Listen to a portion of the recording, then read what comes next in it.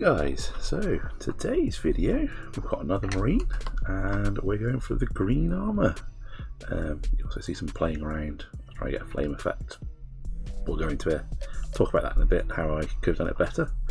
But yes, we're going kind of like a salamander, mantis warrior, you name it, the dirty kind of greeny armour. It's not as bright as some of the artwork for the salamanders, it matches more of the heresy scheme, I'd say. I felt, as you can see, we kind of got purple in the highlights as well. You may notice as well, I think the lighting is slightly better. I'm playing around trying to get a better lighting effect going on for you guys. So let's get on with it. So we go for the classic, we just do the leg here. Now, first step, oh yes, you'll see something slightly different. So my palette is the same classic cardboard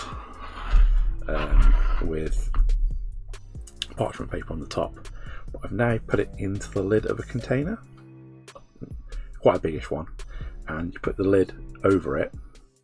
What I found is the oils, which keep not longer than acrylics anyway, now are keeping even longer.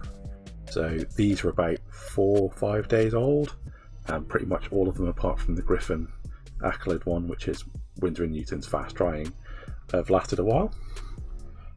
So today's colours are purple, dark purple by Winsor & Newton.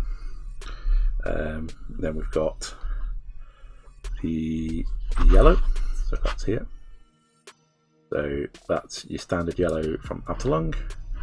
Then over here we have our greens. So we've got sap green and green by Winsor & Newton. Here we go. So we're going to start with the purple. Just a dab of our white spirit, just to make it flow. So then I'll clean my brush off. So actually today, randomly, I'm using my heavy metal detail brush. It was the first one I picked up that was the right size. So yeah, what I want to do is where I get the shadows, put the purple. I want it to be quite strong, so not too watered down, or too thinned I should say. Then the other side, so I can go for a bigger area. You could use a bigger brush for this. I am waiting on getting some new brushes, specifically the Ageofsigmar Kickstarter ones with a few busts. Really looking forward to those. They look to be really good, and I'm also trying to get hold of some more of the craft brushes, but I'm looking for some kind of more decent ones. Not expensive, just the right brand. I'm having difficulty finding the brand I want in the UK. Sorry if the screen goes a bit dark and my hand gets in front of the light. After that we want our darker green. So what you'll find is when you blend these together, it will go,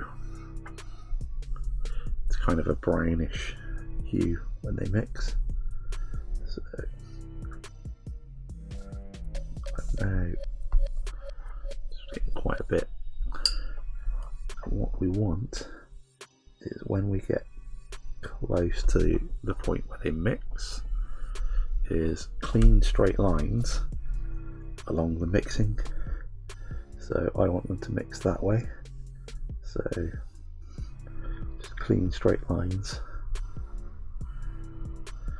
helps get a nice blend.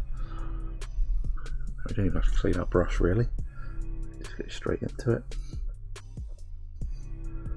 Start the blending process. Just keep going straight lines because it's a cylinder shape, so we want that.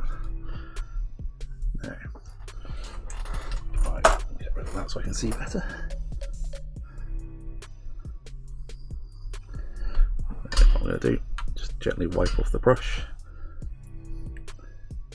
and then see straight lines, motion blending it all across that middle point,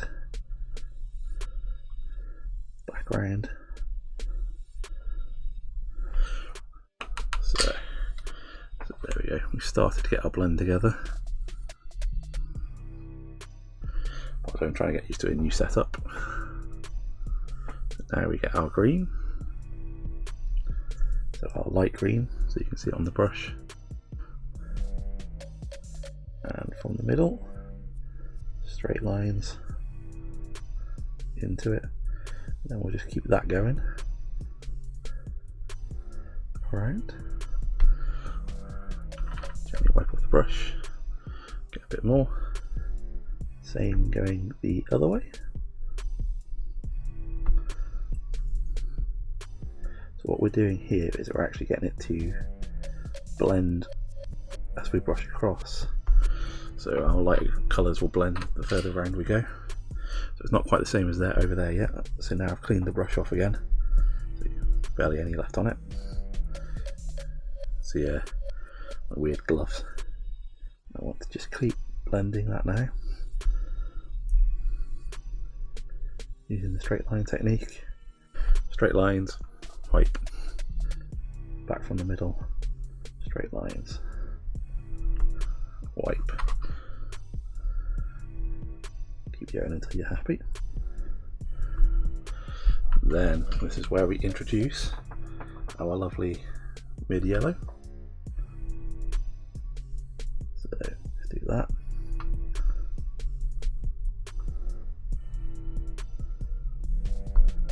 There we have it.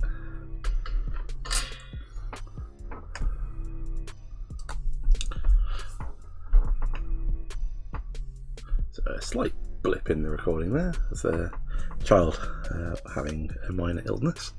So that's all dealt with. So let's see where we were. So we've done the purple. Slowly blended kind of the browny green. Then into green, and then we've done the yellow. Now we can hit it again with our yellow,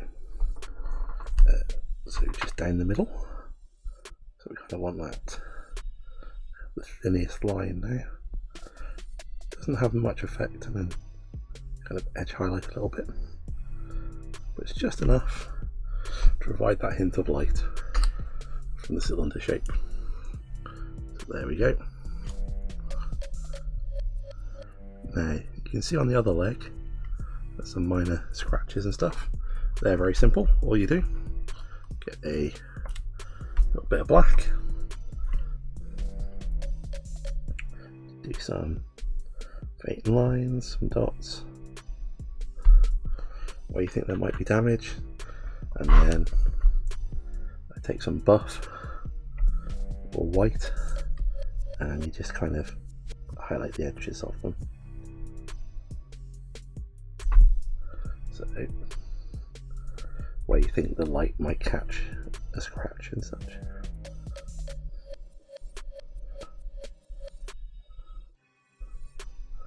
That gives it the feeling of some depth to it. And there we have it. So I said I'd show off the shoulder, which doesn't look fantastic at the moment. So what this was an attempt to do the flame effect, but a lesson to be learned from this.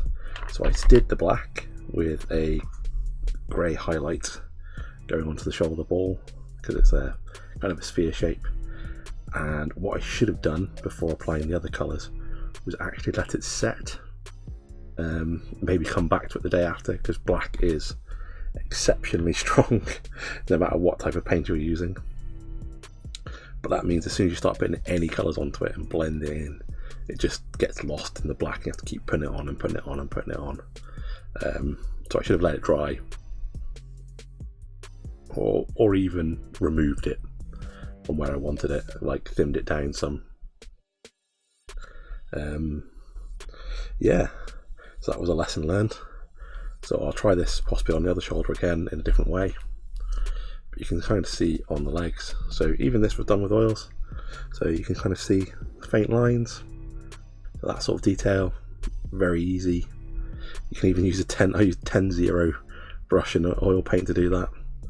so you can show evenly detailed work when you don't do it wrong. But yeah, so that's a simple green. I feel that with green you've kind of got two main ways of doing the shadows. You can either go into a brown or the purple. I like using purple with green because I feel it adds a nice blending effect across. But it's up to you. Have a play.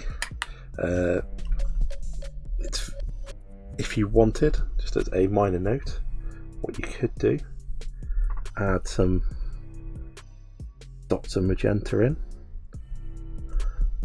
If you blend those out,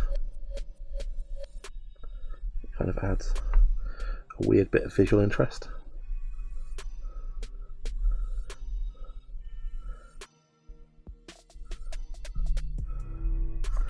So you just keep blending until you get it to the consistency you want. But what you find is, with like the purple and such, magenta is kind of a warmer colour than the purple we used. Adds a bit more interest into the colours. So when you look into it, it's not kind of flat. You kind of got hints of denting and all that sort of stuff. I hope you enjoyed that. I hope the lighting has made it a little bit easier. One day I will figure out how to record oils properly, since you know that's the majority of what I do. But yeah, I hope you enjoyed that. Don't forget to hit that like and subscribe, and see you again soon.